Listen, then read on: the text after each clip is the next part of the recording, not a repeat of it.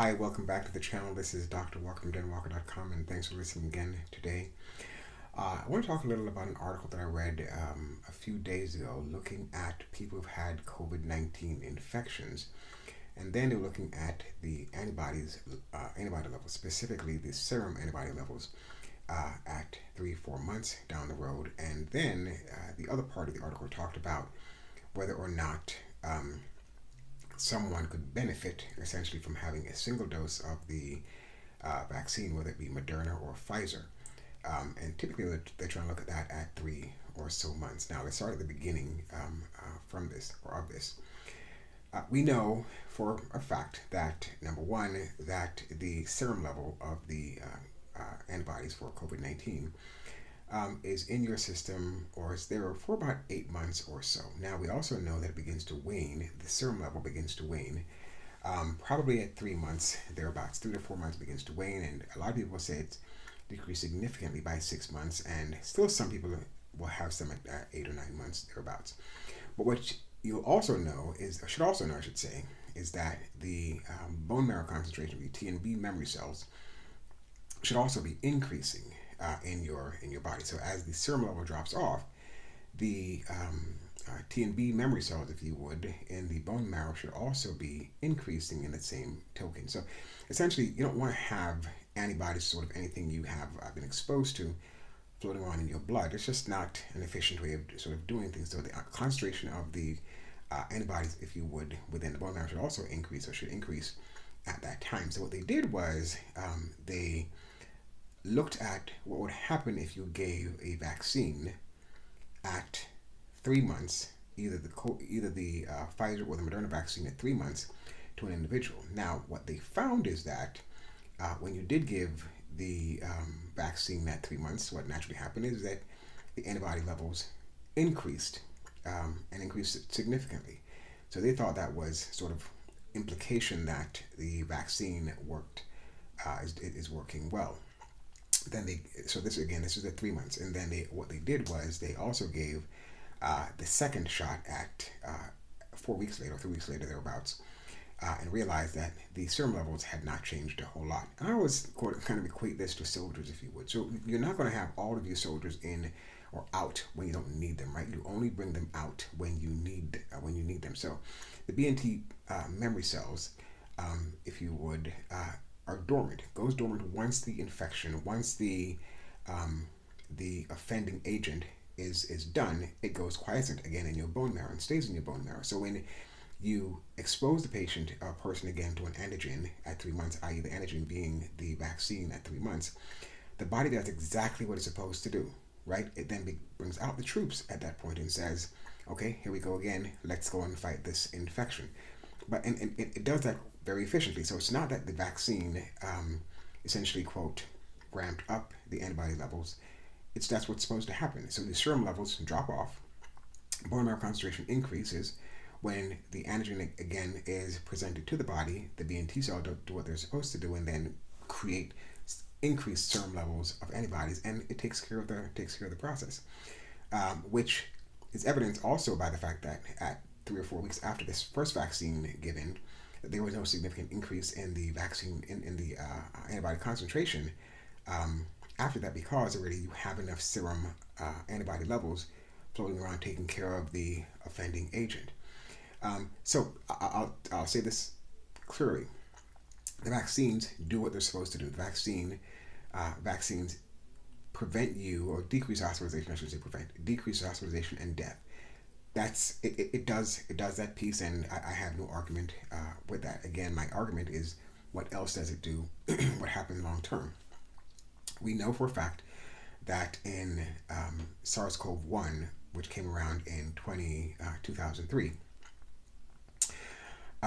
that if you checked people's serum level for SARS-CoV-1 today, there's probably nothing in terms of SARS-CoV-1 in the serum, in your blood, if you would.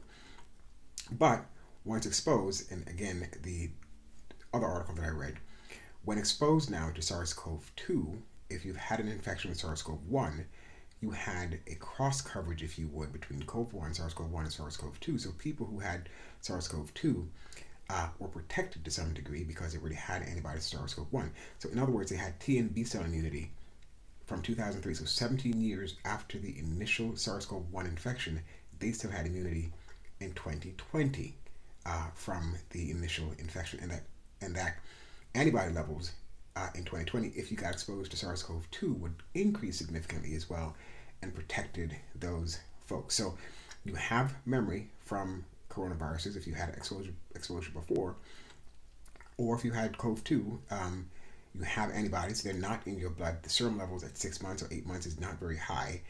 But again, I don't know what the serum level is for the vaccine. I don't know what it is. Is it just as high as the natural immunity? I don't know.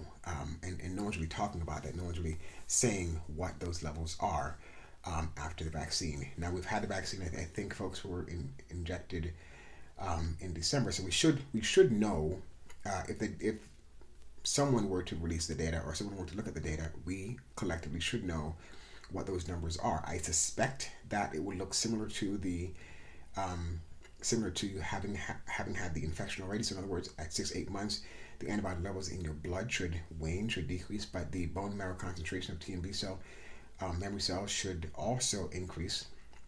Now, is it as well as the having had the infection itself? I don't know. Now, the vaccine has antibodies against the spike part of that antigen or of the virus itself. But the body is going to create sort of surface antigen. It's going to create antigen to the spike as well. So you have, again, in my opinion, more of a antibody response if you've had the infection. Now, I think key is that you should do what you can to protect yourself. And again, if you're going to have the vaccine, great, go have the vaccine. If you're not going to have the vaccine, you should be doing something else to protect yourself. And I am a proponent of vitamin D, as you well know, because you've seen some of the articles I've submitted, some of the videos I've done looking at people with high enough vitamin D levels, greater than 60 nanograms per milliliter. If the levels are high, I've not seen yet, and again, I don't have the data on that, but I've not seen any person or heard of any person with high vitamin D levels having the COVID-19 infection. Now, I'm not saying, Dr. Walker is not saying that you cannot have SARS-CoV-2 if you've had high enough vitamin D levels. I'm not saying that at all.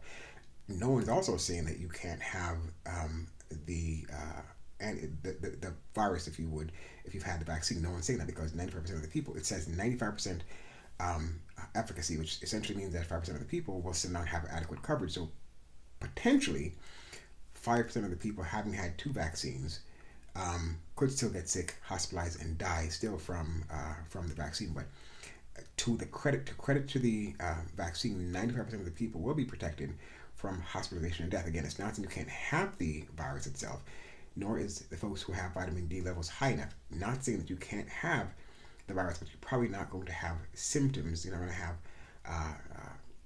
unlikely to have symptoms or die if you have the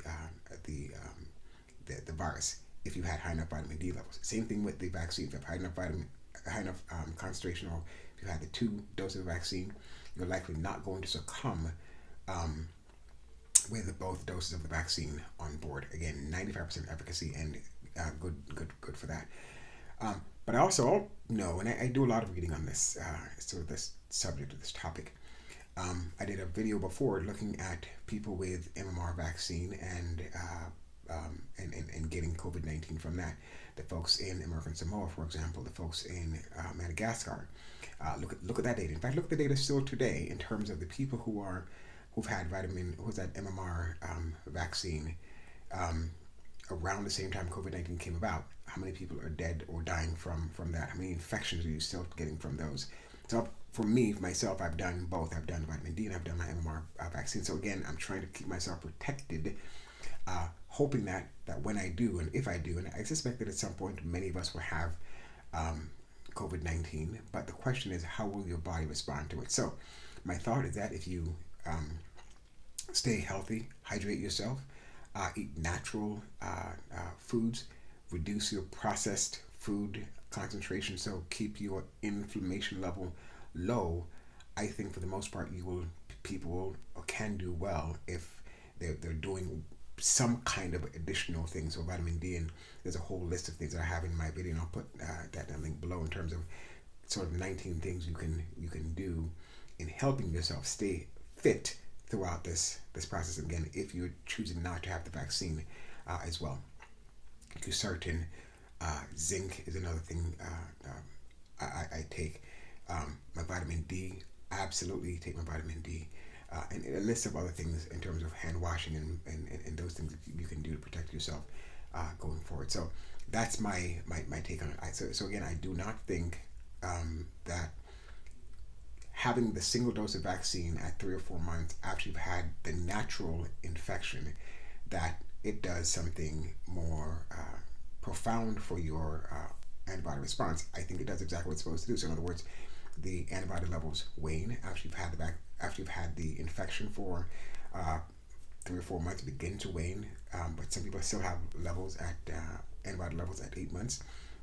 When it does, begins to wane. And so yes, if you were to get the vaccine at 3 months or 4 months after you've had the natural infection, then yes, your antibody levels are going to increase. The serum level is going to increase again because now it's being exposed to the antigen again, antigen being the vaccine. So the B and T cell from the initial infection should begin to chip in or kick in and give you more serum antibody levels to fight that antigen or that infection. Anyway, so that's my take on that. Again, stay well, eat well, walk, exercise as much as you can, decrease the overall inflammation, and hopefully, if when something happens, i.e., God forbid, you were to have the virus, that you will do well, and you will live to talk about it. And again, just stay well, stay fit as much as you can, eat well, sleep well, and wishing you well. Again, thanks for listening. Dr. Walker, signing out.